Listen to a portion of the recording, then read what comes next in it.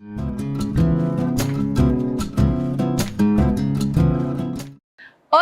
tudo bem com vocês? Então, para quem não me conhece, eu sou a professora Sandy Moreira, sou cirurgiã dentista e estou ministrando aula para vocês da disciplina de promoção à biossegurança. Pessoal, hoje nós estamos passando por uma situação nada fácil, né? O mundo todo está enfrentando aí uma pandemia.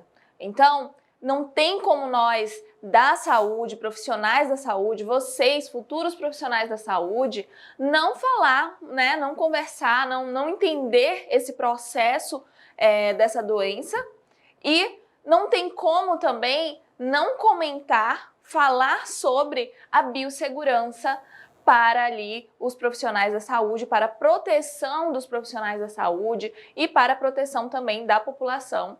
Então, realmente a biossegurança é uma das disciplinas aí mais importantes quando se fala na segurança, no trabalho que vai ser realizado, na execução desse trabalho, se vai ser bem feito ou não. Não tem como a gente falar disso sem incluir a biossegurança. Então, vamos entender um pouquinho. Hoje nós vamos falar, né, o tema da nossa aula é o coronavírus e as práticas de biossegurança, e nós vamos entender um pouquinho como que se iniciou essa pandemia, o que aconteceu, né? Quais são os casos que tem aí que a gente está enfrentando do Covid-19. Então vamos falar sobre o tópico 1, que fala da epidemiologia do Covid-19. Pessoal, é muito importante que você tenha consciência, como futuro profissional da saúde, você precisa entender, né? Quando a gente fala da biossegurança, eu sempre falo isso nas minhas aulas, é você entender os processos das doenças, é você entender como que funciona, como que ela é transmitida, para poder aí evitar. Então, quando a gente fala da biossegurança, é entender o problema, entender quais são os riscos, para poder elaborar formas de se executar ali as tarefas, né, as tarefas diárias do seu trabalho sem correr esses riscos, ou minimizando, ou até eliminando os riscos ali que são inerentes ao seu dia a dia ali de trabalho. Então, vamos falar um pouquinho sobre a epidemiologia do Covid-19. Quando a gente fala de epidemiologia, a gente fala do entendimento do processo da doença, entender ali quais são as pessoas mais acometidas, né, que acabam adquirindo a doença, por quê, como é que é o processo de transmissão da doença, se é vírus, bactéria, qual é o patógeno. Então, tudo isso é relevante para o estudo, né, para a epidemiologia, para o entendimento ali do processo do adoecer, do processo da doença. E aí, a gente tem aí o mundo todo tem enfrentado essa pandemia, e diante aí da pandemia causada pelo novo coronavírus, as práticas de biossegurança, elas tornam-se ainda mais importantes. Por quê? Porque elas já são muito importantes no nosso dia a dia de trabalho, né? Todos os profissionais da saúde já precisam estar com as práticas de biossegurança sempre em dia, sempre estar executando a biossegurança, sempre realizar o seu trabalho utilizando os métodos da biossegurança. E aí, com essa pandemia, a gente viu aí muitos profissionais precisando se readequar, né, procurar uma forma melhor para evitar ali os riscos dessa doença. E aí, pessoal, também não tem como eu deixar de falar para vocês questões que acontecem aí no dia a dia de trabalho dos profissionais de saúde. Então, a gente vê que muitos profissionais acabavam não utilizando ali de todos os meios que a biossegurança nos oferece aí para prevenir os riscos. E hoje, quando eu falo atualmente, precisaram se adaptar e realmente cumprir com tudo que a biossegurança nos dá ali para prevenção, tá? Para prevenir ali esses riscos. E aí, devido justamente à exposição de riscos, a saúde dos profissionais e pacientes, não é? a biossegurança ela tomou essa relevância. Então, justamente precisando, procurando ali prevenir a saúde dos profissionais e do paciente, enfim, de toda a população. Quando a gente fala de biossegurança, é sempre voltando para manter ali, para manutenção da saúde dos profissionais, dos pacientes, do meio ambiente e da população em geral. A gente teve, né, em dezembro de 2019, a Organização Mundial da Saúde, a OMS, ela foi alertada sobre vários casos de pneumonia de etiologia incerta lá na cidade de Wuhan, na China, tá? Posteriormente, o patógeno, né, dessa doença ali, dessa pneumonia que estava aparecendo, ele foi identificado e foi classificado ali como 2019 novel coronavírus, tá? E aí ficou 2019, N, o CO e o V, CoV, né? nCoV. E aí, a doença causada pelo referido vírus, ela é denominada de Covid-19. Então, hoje, todos vocês já sabem, né? Já ouviram falar em algum momento, não tem como, todo mundo está sabendo, está se adaptando a essa vida aí com o Covid-19. E aí, a gente percebe, né, entendendo aí o nome desse vírus, o CO significa corona, o V, né, vem de vírus, o D de doença e o 19 corresponde justamente ao ano aí do aparecimento desse vírus. Pessoal, quando a gente pensa ali na biossegurança, não só os profissionais de saúde precisam ali se adaptar, né, precisaram se adaptar e precisaram procurar ali as melhores formas que a biossegurança nos oferece, mas também a população mundial passou a utilizar da biossegurança, né? Usar a biossegurança. Então a gente trabalha muito com promoção em saúde, com prevenção em saúde. Quando a gente fala ali, principalmente no caso da pandemia, é o que a gente está mais utilizando. Então a gente utilizou sim medidas de biossegurança para proteção ali, para prevenção dessa doença ali para a população. Então, hoje a gente enxerga a população utilizando de EPIs, não é? Como utilização de máscaras, e aí todo mundo precisou se adaptar. E para você ver o quanto é importante a biossegurança para a população, né? Para o bem-estar da população, não só para os profissionais da saúde.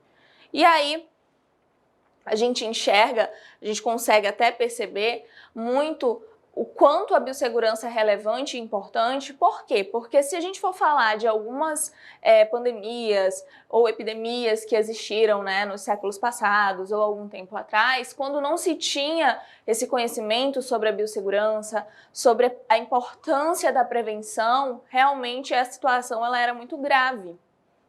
E hoje, graças à biossegurança, com certeza a gente conseguiu diminuir consideravelmente aí o que poderia estar pior, né? Se falando aí da doença do vírus do Covid-19.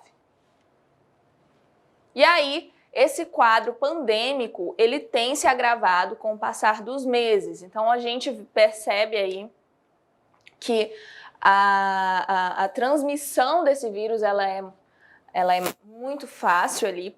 Então, ela faz com que esse quadro ele venha se agravando, ele venha aumentando o número de pessoas doentes a cada mês que vai passando. E aí, de acordo com dados epidemiológicos da Organização Pan-Americana da Saúde, a OPAS, em 27 de maio de 2020, mais de 5.596.550 casos foram confirmados globalmente. Então, foi muita coisa. Isso um dado ali de maio. Hoje a gente tem aí um número muito maior. E aí, E o número de óbitos, né, pelo Covid-19, ele alcançou ali um marco de 353.373 registros distribuídos aí por 216 países. Então a gente tem realmente um número muito alto de pessoas doentes, um número muito alto de óbitos.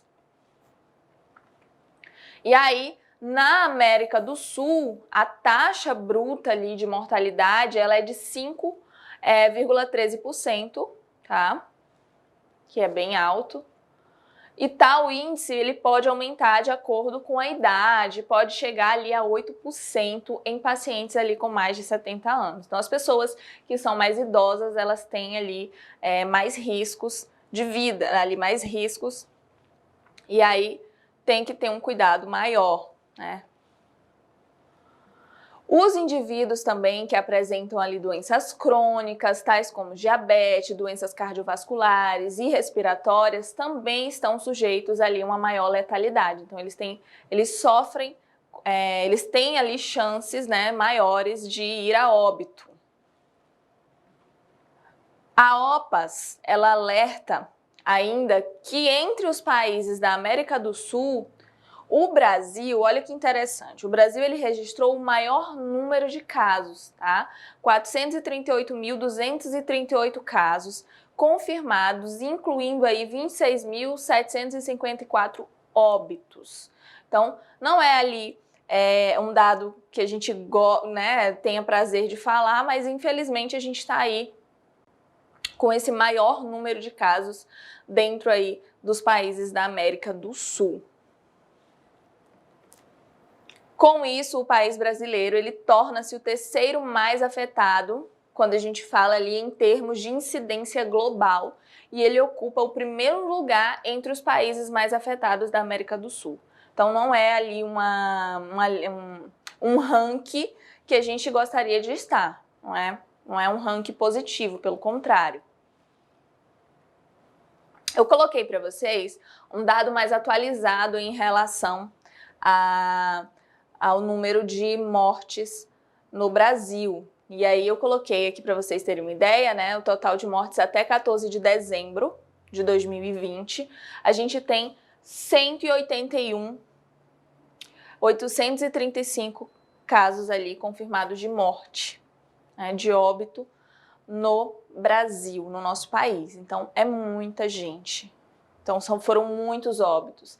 Eu coloquei, aqui nós temos o gráfico que fala ali por região, né? No Sudeste a gente tem ali 83.072 casos, no Nordeste 45.836 casos, no Sul nós temos 18.904 casos, no Norte a gente tem 17.224 casos e no Centro-Oeste 16.799 casos. Então é muita coisa, são dados assim que para quem acha que já está tudo bem ou então que fechou os olhos ali com relação à pandemia, pessoal, não está.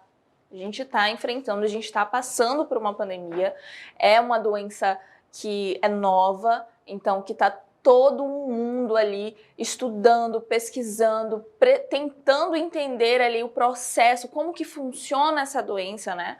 Todo mundo parou para estudar, para entender o processo do Covid-19.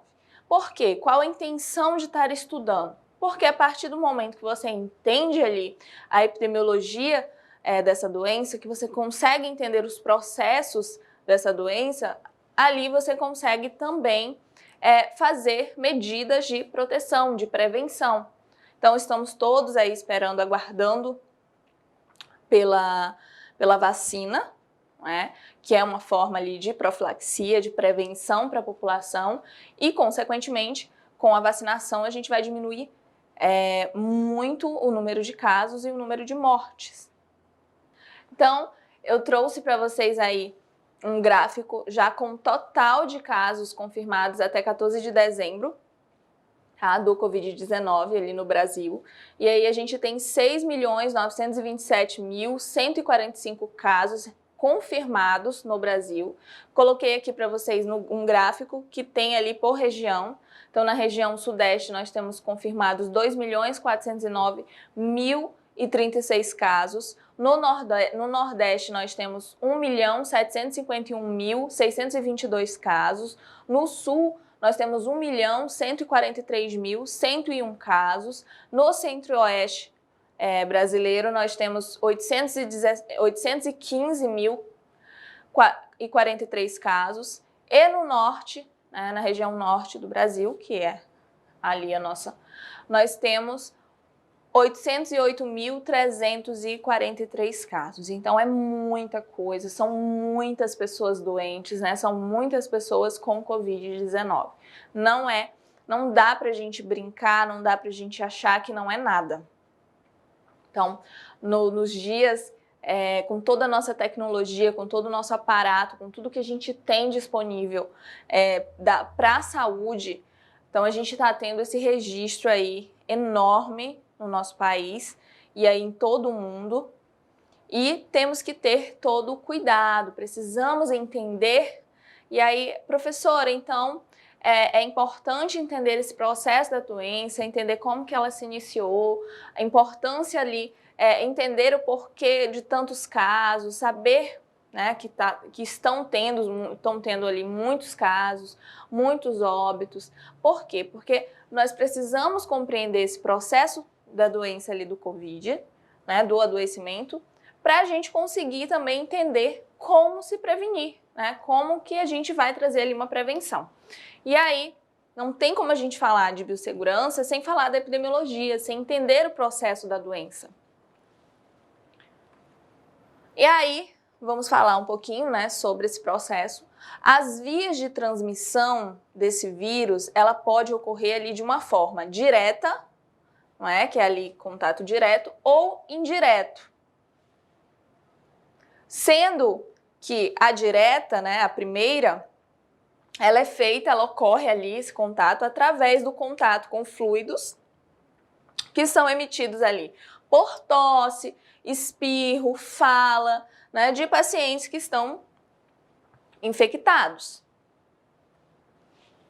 que atingem ali diretamente a região, né, conjuntiva ali ocular ou as vias aéreas ali respiratórias.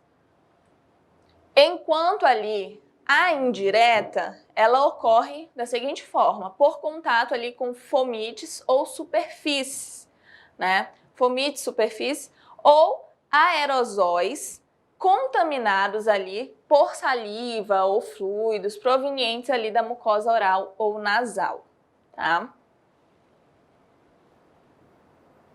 As mãos em contato com os fomites, não é, contaminados e levadas ali em seguida aos olhos ou nariz, são vias importantes de transmissão. Então tem que ter muito cuidado. Então por isso que se orienta a todo momento a higienização das mãos, que é ali uma forma, né, uma das principais formas que a gente tem de prevenção e que está aí na biossegurança, que veio através da biossegurança. E aí nós temos, para entender ali como que funciona esse processo, né, da transmissão do vírus do Covid, o período de incubação do SARS-CoV-2, ele pode variar entre 5 a 14 dias, que aí é quando a pessoa ela já está com uma doença respiratória, ela está apresentando, né, os sintomas, e ela vai durar ali de 5 a 14 dias, tá? Atualmente, o tempo ali de 14 dias é o que está sendo considerado, né, para isolamento e monitoração dos casos ali pelos órgãos oficiais da saúde. A Covid-19, ela tem sido muito impactante. Não tem como a gente falar que não foi, ela está sendo. Mas alguns dos cenários ali que ela tem produzido, eles não são totalmente novos. Como eu falei para vocês, existiram, né, outras pandemias, existiram surtos, existiram outras doenças ali que atingiram a população e que foram muito prejudiciais. E aí, resguardadas ali, lógico, as particularidades e as escalas, né, o quanto essa do Covid ele alcançou ali de uma forma mundial, essas doenças também, elas ecoam ali dramas recentes vividos, né, com o Zika vírus no Brasil, com o ebola ali no continente africano, com as gripes suínas e aviárias lá na Ásia e com a doença ali da vaca louca na Europa. Então são algumas das doenças que a gente tem ali e que, né, que de alguma forma passamos por isso. E eles não se restringem ali às epidemias. Há também situações, né, que aconteceram ali que acabam, que influenciam no número de óbitos, na saúde das pessoas de alguma forma. Então a gente tem ali as cartas contra o ataque ali às Torres Gêmeas nos Estados Unidos, né? Foram situações que tiveram grande relevância, e as suas ali intervenções militares no Oriente Médio, além ali da intensificação dos conflitos na Síria e na faixa de Gaza.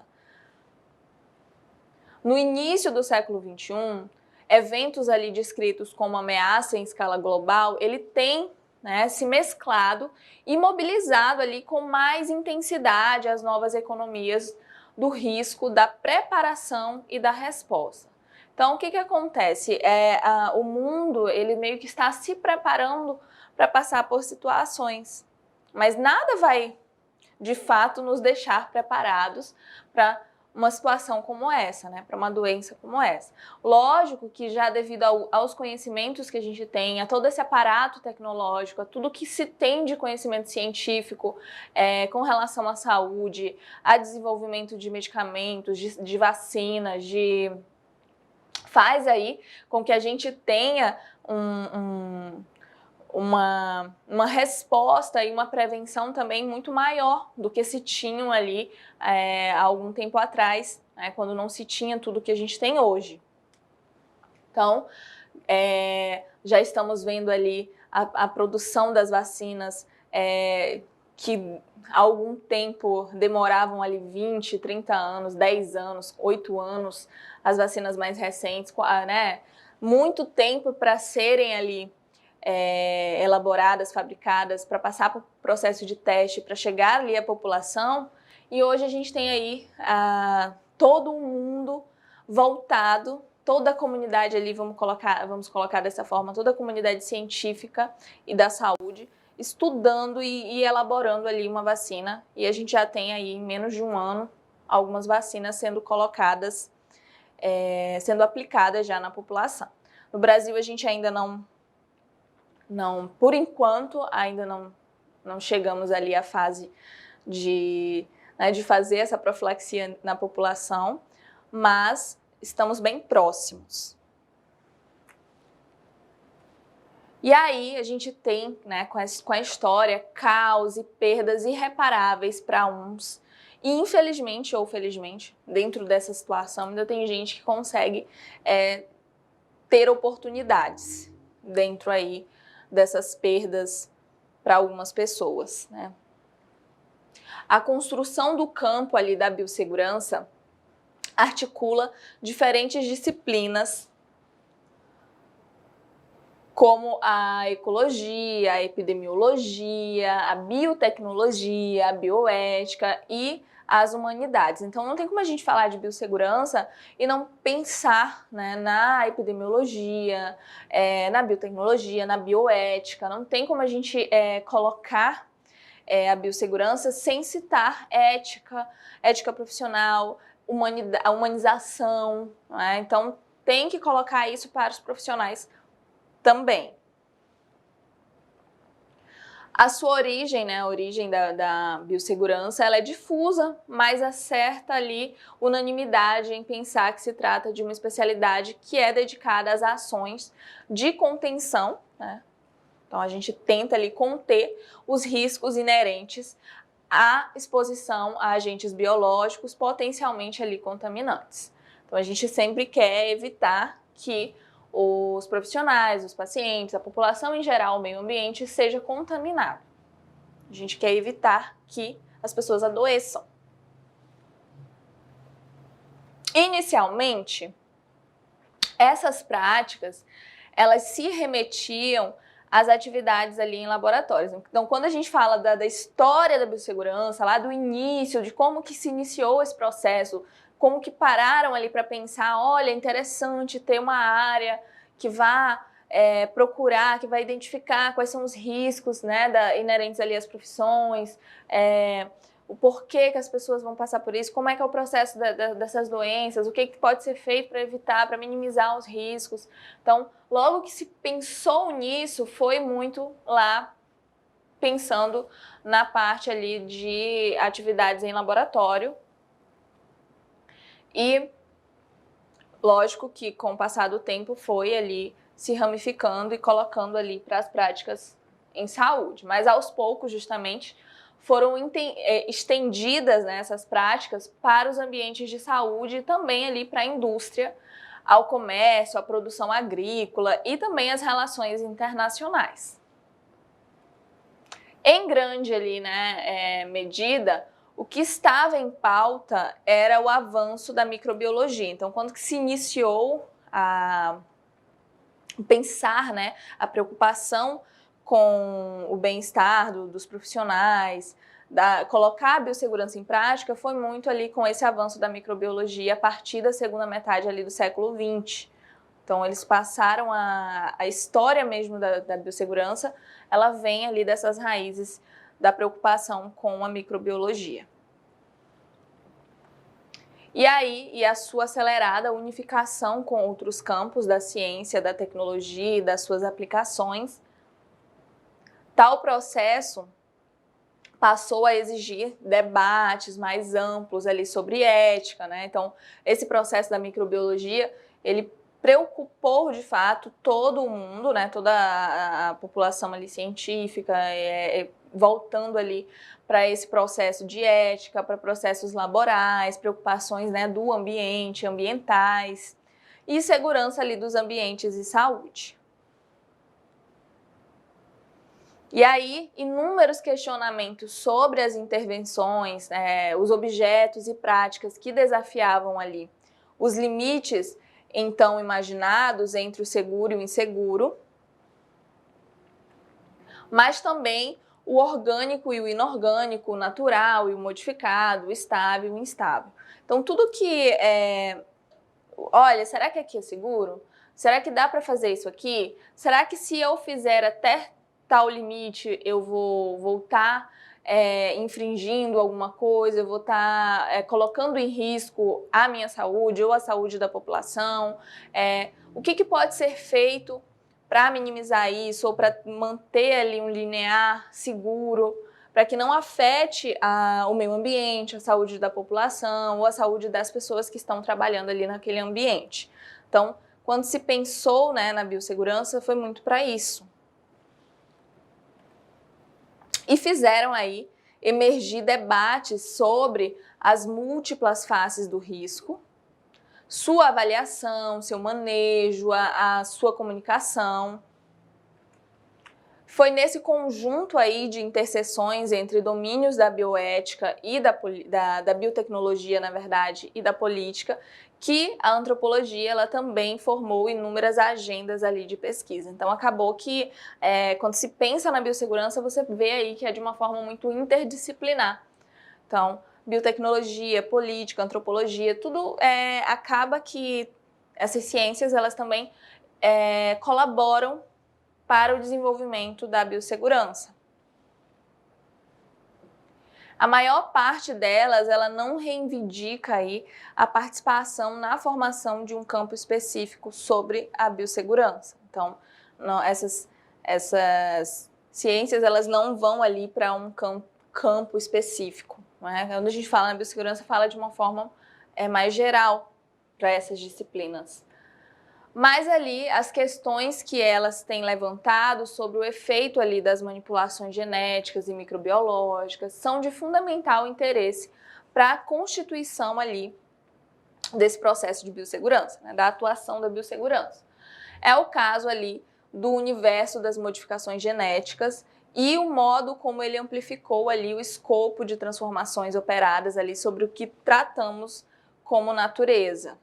Tá? Então, a biossegurança, pessoal, vocês precisam, eu estou recapitulando isso com vocês, esse processo do entendimento da biossegurança, para que vocês consigam entender como que ela vem aí, a biossegurança, ela vem trabalhando e ela vem se colocando muito, na verdade, fundamental desde o princípio. Desde a parte lá de manipulação genética, da microbiologia, da tecnologia, colocando questões éticas em jogo. Então, toda essa preocupação com relação à saúde dos profissionais, da população, do ambiente em si. Dados sobre a mecânica, né, de atuação do novo coronavírus começaram ali a ser produzidos desde os primeiros casos lá em Wuhan, na China.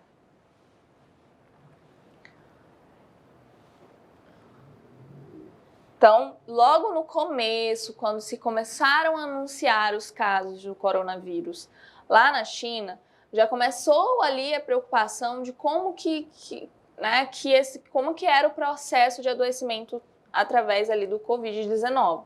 Então, já passaram a ser informados esses dados. E eles resultavam das primeiras informações sobre os sintomas, né, e o tratamento ali da doença, mas também sobre os números de casos de cura e os números de casos de morte. Então, tudo isso é muito importante para a biossegurança, porque a partir daí desses dados epidemiológicos é que você consegue entender ali aquele processo da doença, né, do Covid, que é uma doença nova. Números indicavam que a taxa ali de letalidade ela era menor do que nas experiências com o SARS e com os MERS, ainda que seus índices de transmissibilidade ali eles fossem mais altos, tá? Então a gente via que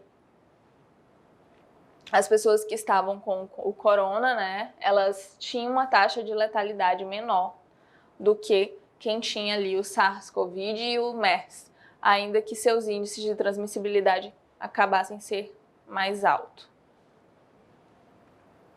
Pessoas idosas com histórico, por exemplo, de diabetes, de hipertensão, de cardiopatias ou obesidade, elas pareciam, né, de acordo com os primeiros dados que foram informados, pareciam mais propensas a desenvolver ali formas agudas da doença, né, as formas mais graves. Jovens e crianças pareciam mais resistentes e até mesmo assintomáticos. A doença, ela foi ganhando, né? Ela ganhava ali uma forma e fórmulas que derivavam dela. A questão é que as informações locais que produziram ali esses primeiros dados do Covid, né? Elas tiveram as suas escalas amplificadas no mesmo ritmo ali da expansão. A expansão, no caso da expansão geográfica e numérica ali da contaminação, que foi muito rápido. Então, da mesma forma que foi a contaminação, né, a expansão foi muito rápida, os primeiros dados ali dos primeiros casos confirmados, eles foram também ali espalhados pelo mundo. Então, todos esses dados eles foram comunicados, eles foram informando ali as pessoas.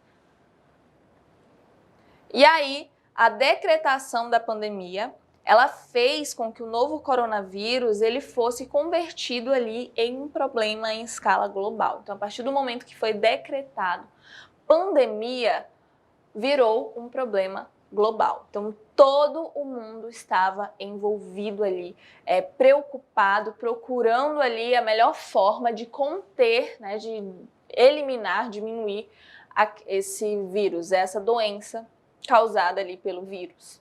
Então, a gente viu aí que todo mundo parou, que foi informado as pessoas, informação a todo momento. Então, a gente trabalha muito com a promoção em saúde, né, e com a prevenção, ensinando as pessoas a questões como higiene das mãos, como utilização de máscara, como não ficar ali em ambientes fechados, né, com não aglomerar. Então, muita coisa foi ensinada. Hoje, todos vocês aí, toda a população, a gente pode dizer assim, que se não for todo mundo, mas quase todo mundo, tem informações ali sobre como se prevenir ali contra o Covid, né, contra o Covid-19, para não adquirir ele, para não pegar a doença. E aí, e algumas das primeiras formas de enquadrá-la ganharam um estatuto de referência, né? Então, logo que viram ali formas de evitar, de minimizar a transmissão, essas primeiras formas elas foram ali referência para o mundo.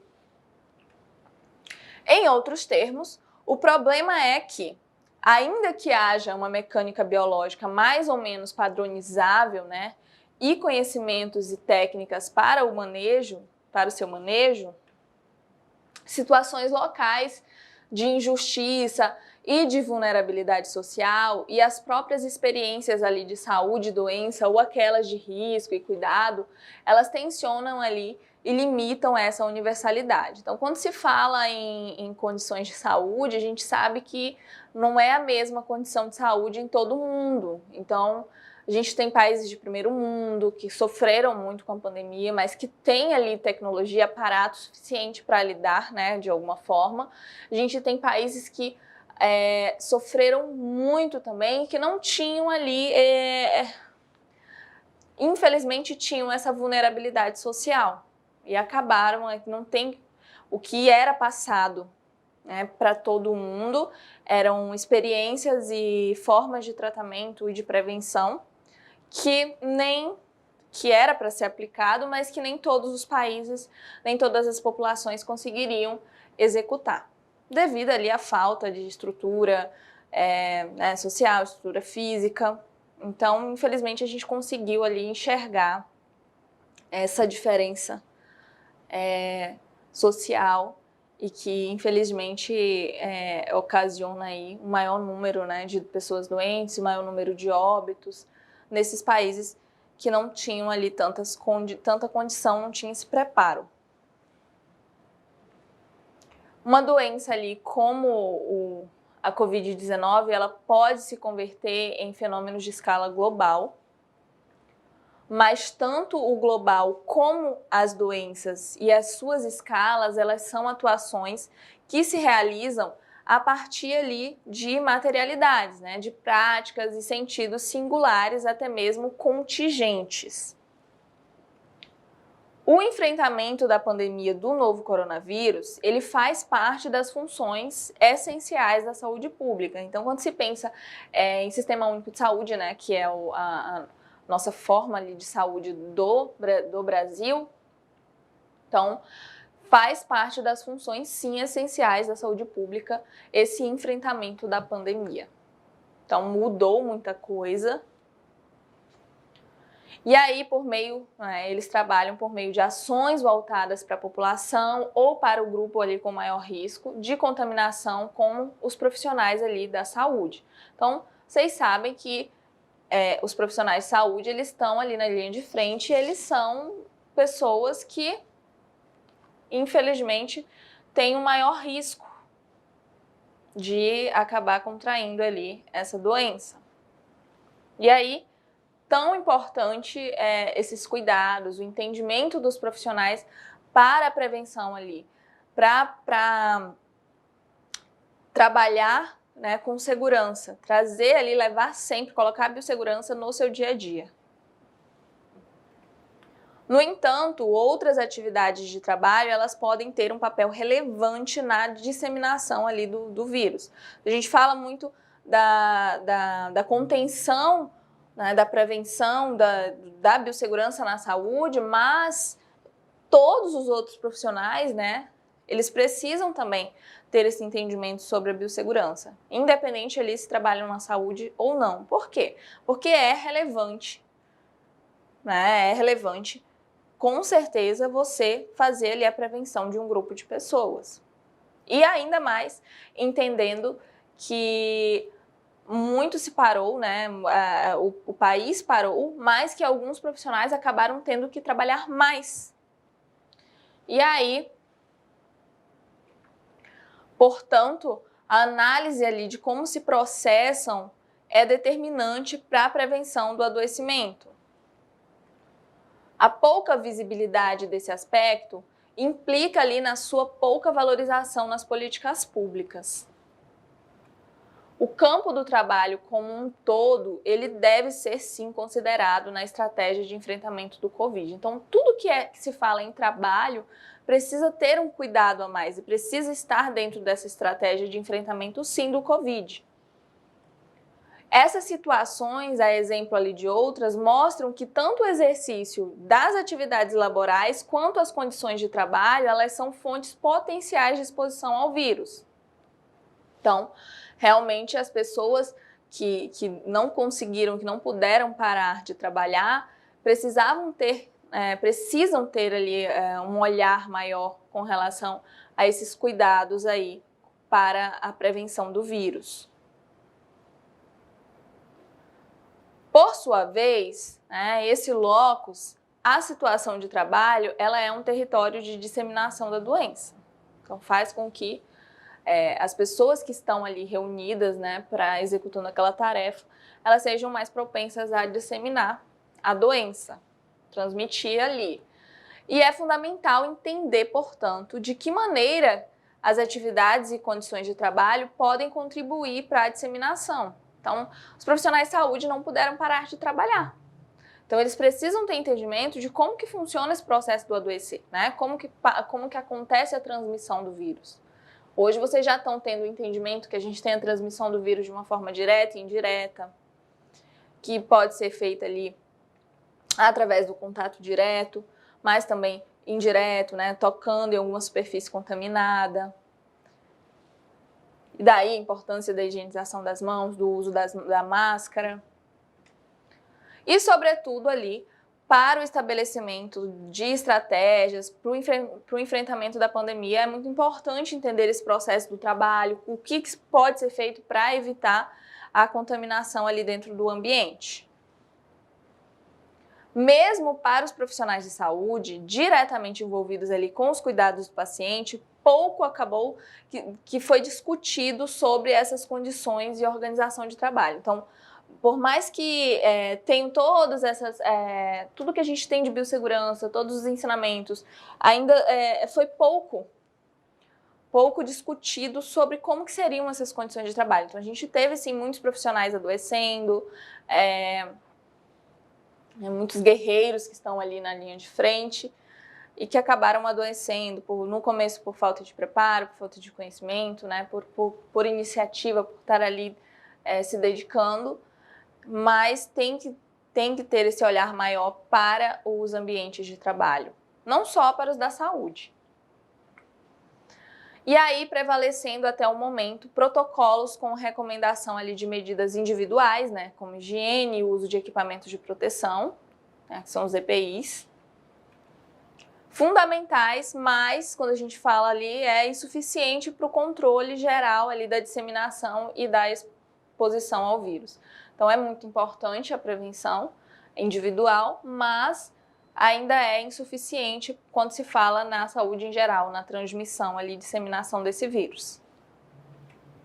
Todas as medidas de proteção previstas ali no protocolo de manejo clínico do coronavírus no Brasil dizem respeito à biossegurança. Então não tem como a gente falar de Covid-19 e não citar a biossegurança. Por quê? Porque tudo que a gente tem de prevenção hoje em relação, de manejo, de atendimento ali, hospitalar, está relacionado com a biossegurança. Então, se você, eu vou trabalhar no hospital, vou trabalhar numa UBS, vou trabalhar num consultório particular, independente, você vai ter que ter esse cuidado ali, vai ter que seguir as regras de biossegurança. Nesta pandemia, se a necessidade ali de proteção dos profissionais dos estabelecimentos de saúde ganhou ali um merecido destaque, porque realmente as pessoas perceberam quanto os profissionais de saúde eles são ali afetados, eles estão correndo riscos e passaram a ter ali um olhar mais cuidadoso, um olhar até de solidariedade para com os profissionais da saúde. O mesmo a gente, infelizmente, não se verifica para outros grupos ali de risco, outros grupos ocupacionais, de trabalhadores. No Brasil, gráficos apresentando dados estratificados ali por sexo, faixa etária e região geográfica, eles são elaborados, né? Foram elaborados ali para ver como é que estava o andamento ali, o desenvolvimento dessa doença. E aí eles foram elaborados com frequência ali como subsídios, né, para orientar ali medidas de controle e de prevenção. Então eles vão estudando o processo, como que está sendo ali a transmissão do vírus para colocar e orientar medidas de controle e prevenção para os profissionais.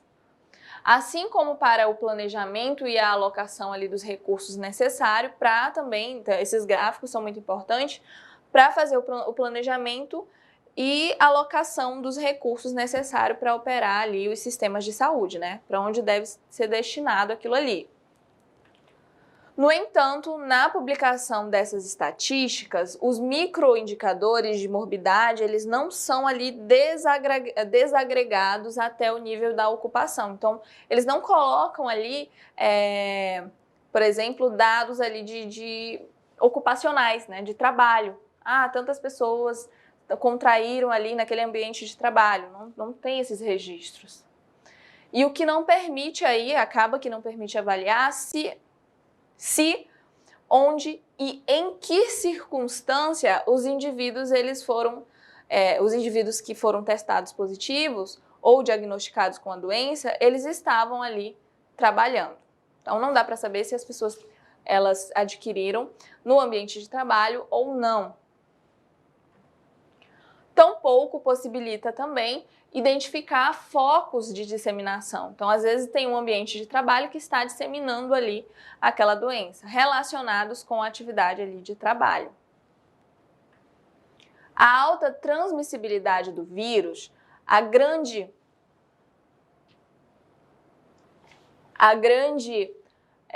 proporção de infectados, oligossintomáticos ou assintomáticos, ela é estimada ali em mais de 30%. Tá? A inexistência de vacina e de terapia medicamentosa comprovada, que a gente não tem, né, porque é uma doença nova, a insuficiente ali, cobertura de testes, que realmente a gente, logo no começo da pandemia, a gente não tinha testes suficientes para todo mundo, a gente não tinha medicamentos, né, que eram comprovados, então eram muito em cima de teorias, de erros e acertos. Ainda não temos a vacina, estamos muito próximos, mas ainda não temos disponível ali para a população. A duração prolongada dos quadros clínicos, então as pessoas que apresentavam sintomas, elas acabavam passando, né, muito tempo. E as experiências ali de outros países explicam as decisões que provocaram ali as medidas de isolamento social. Então a gente teve aí, né, como um dos princípios, um dos cuidados ali de prevenção para o Covid, o isolamento social, né, recomendado aí. Então todo mundo sabe que é interessante, que é muito importante que não se tenham aglomerações. Nós a todo momento estamos passando por situações de mudança, então tem momentos que a gente está ali em queda, né, de número de casos, tem momentos que a gente tem o aumento do número de casos, e tudo está muito relacionado logicamente, à questão da aglomeração, do contato das pessoas umas com as outras. Provocaram ali, tudo isso acabou que provocou as medidas de isolamento social e que determinaram que só os serviços essenciais fossem mantidos, né? A gente já teve isso também em alguns países, alguns estados seguiram essa questão do isolamento. E aí teve aí alguns serviços só que continuaram funcionando. Vale lembrar que nesse contexto, para algumas categorias, houve, no caso, ali, uma intensificação das tarefas. Então, os profissionais eles acabavam trabalhando mais. O planejamento e a tomada de decisões ali por autoridades responsáveis com base em informações científicas, transparência e integração de ações têm a ganhar se incorporadas às dimensões do trabalho, se entender esse processo de trabalho. Fator estruturante ali da nossa sociedade, porque todos nós precisamos de mão de obra, né? O mundo precisa ali da mão de obra. E se você não cuidar da saúde dos trabalhadores, é muito complicado. Então, eu quero que vocês entendam que além da gente se preocupar com a saúde dos profissionais da saúde, a biossegurança ela vai muito além. Ela vai para todas as outras áreas de trabalho. E agora, em meio a uma pandemia, com certeza, tudo que se tem de biossegurança, do que é ensinado, do que é colocado para evitar os riscos e minimizar os riscos é fundamental. E diante das características mencionadas anteriormente, os profissionais da área da saúde, eles são os que estão ali mais expostos ao risco de infecção pelo coronavírus. E quando se fala dentro ali da categoria dos profissionais de saúde, os profissionais da odontologia, eles estão muito, muito, muito expostos, porque se trabalha muito ali, se produz muito aerosol quando se fala ali em atendimento odontológico. E aí, em especial, né, profissionais que desempenham a prática clínica através do contato direto com os pacientes, tem que ter ali um cuidado, como, por exemplo, os profissionais da odontologia, como eu falei para vocês. Notadamente, a prática odontológica mas eu não estou ali, não estou fazendo o curso da área da odontologia. Não, mas para todos os profissionais da saúde é muito relevante saber isso. Por quê? Porque você vai trabalhar em equipe. E existem consultórios odontológicos dentro de hospitais. E tudo isso é importante. Você precisa entender esse processo. E aí é um dado relevante, né? Saber ali que os profissionais da odontologia, eles têm ali um risco um pouco maior. E se você colocar ali até um pouco para o antes da pandemia, já são profissionais que, devido a essa exposição, já precisam, no seu dia a dia ali de trabalho, sua rotina, utilizar muitos métodos de biossegurança e sempre estar ali com os EPIs, né? Então, essa prática odontológica, ela traz ali consigo risco de infecção cruzada, devido a procedimentos que envolvem um contato íntimo ali com fluidos corporais e orais. Não só os profissionais da odontologia, mas os profissionais da saúde também, né, acabam tendo contato com esses fluidos corporais e orais, como sangue, saliva, assim como o manuseio ali de superfícies e instrumentos pérfuro-cortantes contaminados. Então acaba que faz com que os profissionais da saúde estejam ali mais sujeitos aos riscos. Então, pessoal, eu quero que vocês entendam que nós estamos passando por uma situação muito complicada, né? Acredito que todo mundo está ali esperando, na expectativa por vacinas, por meios ali, por formas que nos deixem viver novamente.